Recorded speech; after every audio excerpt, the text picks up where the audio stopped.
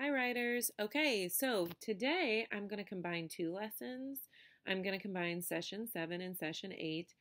Make sure that you pay very close attention to this video because at the end I'm going to ask you to do some writing with a partner, and I'm going to need you guys to know what to do because you've watched this video carefully and been good listeners to what I'm about to teach you. Okay, so last session we talked about writers bringing to life the underlying issue with their investigative journalism papers and with their newscasts and their news articles. So today I just want to remind you that writers ask themselves, of all of the stories I want to tell, why do I want to tell this one when they're selecting their topic? I know a lot of you have really had trouble selecting topics. And one of the brainstorming activities I do with you is, what do you care about? What is something that is going on in the world that you don't like or bothers you that you think people should know about? What issue do I want to reveal and why?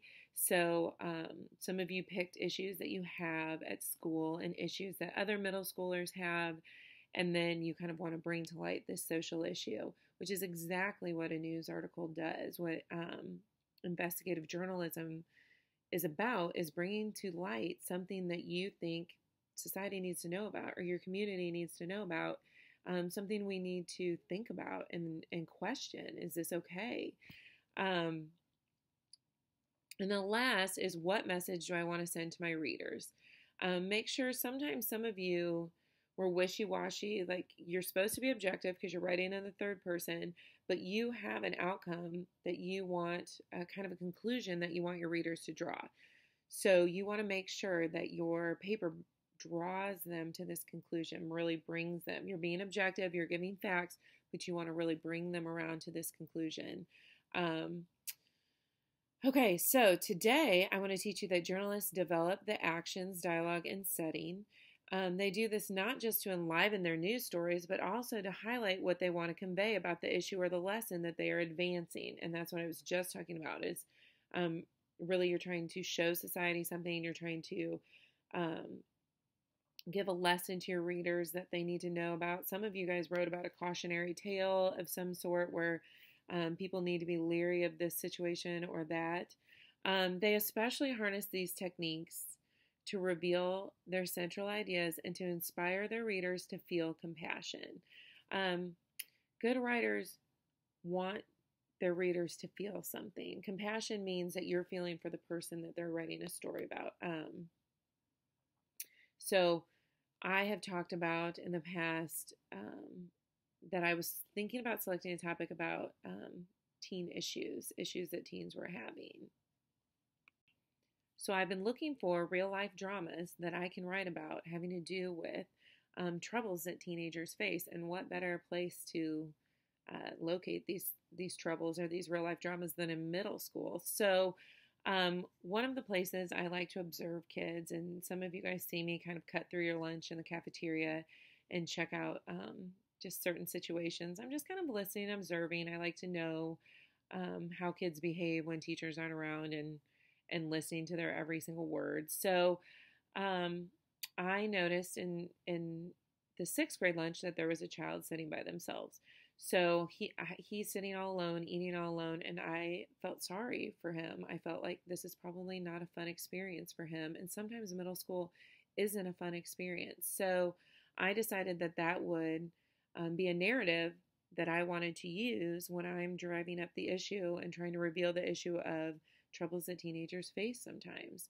So what I really want to do, though, is kind of push a setting with my writing that is going to kind of make my readers feel something for this kid.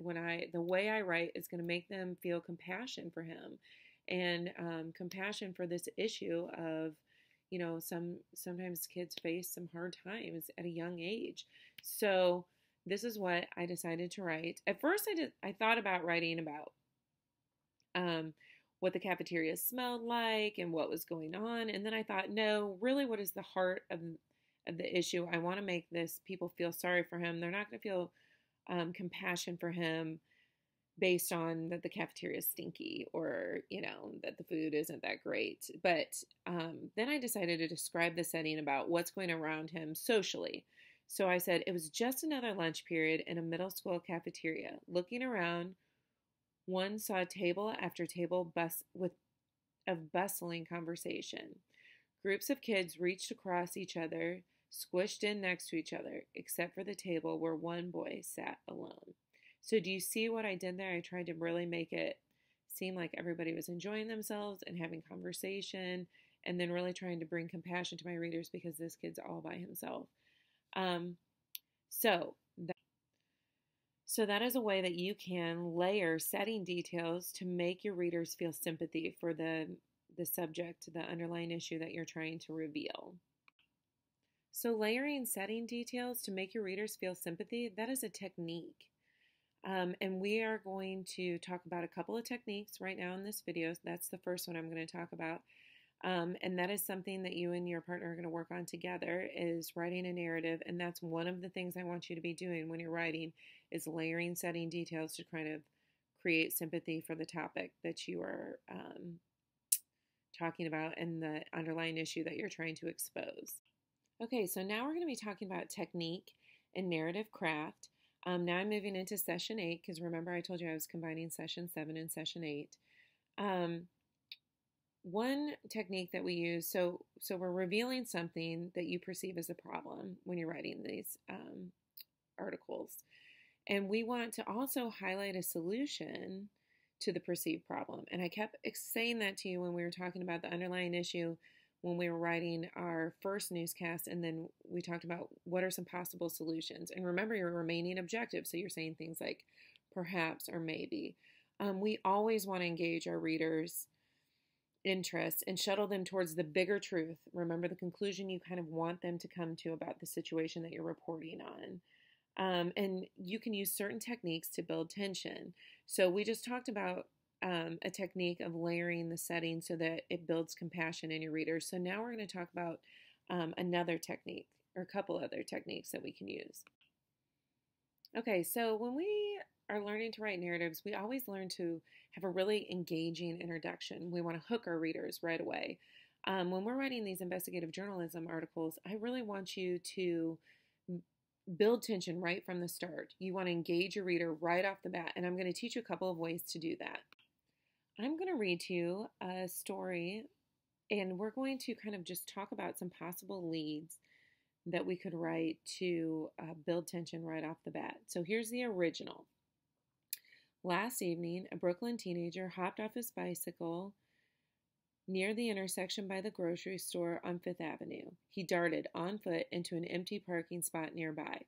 He waited there, waving would-be parkers away from the spot that he occupied with his body. Drivers became angry that this kid was taking up a valuable New York City parking spot. When people began to notice that the teen had his eyes fixed on an older woman who was standing helplessly by her car, two things became clear. The exasperated woman was having a hard time finding parking, and the teenager was helping a stranger in need. Okay. When engaging readers, journalists might begin by offering background information as a telltale sign that reveals an overall conflict. So this is one technique I'm going to explore with the following lead that I wrote for the story we just went over. Recently, residents of Brooklyn have complained that the parking area behind the Food Town grocery store has become too congested to park. The lot, which is on the corner of 5th and Smith, has space for 20 cars at a time. There simply aren't enough spaces for the people who are trying to get groceries, especially on the way home from work. People resort to tricks to save parking spaces or even sell them, and tempers can flare. Okay, so can you see how I offer background information as a telltale sign that's going to reveal the overall conflict? Another technique for a lead would be to layer details that are suggestive to kind of hint at an overall issue. So here it goes. This is another lead for the same story that we're talking about. The evening was getting dark, and it was becoming hard to see as grocery shoppers slid their cars into the crowded parking lot. The lights of Food Town glowed overhead, reflecting on the cars as they bumped and jostled. Slipping in between these moving vehicles, a boy darted on a bicycle. "That's my spot," yelled a would-be parker as she narrowly missed the boy. Panting, the boy had stopped his bike in a prime parking spot. So see how this is kind of hinting that a problem is coming about? Okay. Okay, the last way to write a lead that I'm going to talk about today is just directly addressing the problem with the actual audience. So here we go. This is another lead for the same story.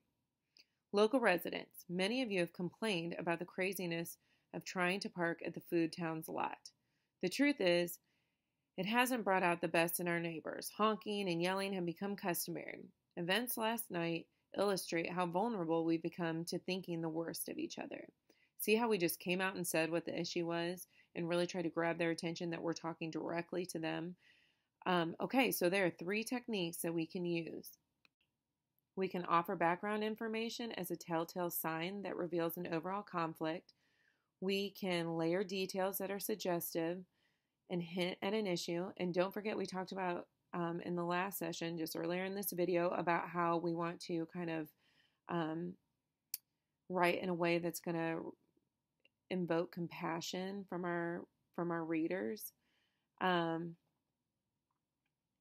then we can explicitly address the issue and the audience. So that's another way to write a lead. So basically, today you're going to get with a partner and you guys are going to write a narrative and use one of these techniques to write a lead. I've given you some mentor texts if you guys want to look over them, because some of the best writers, they just imitate other people's style and other people's craft.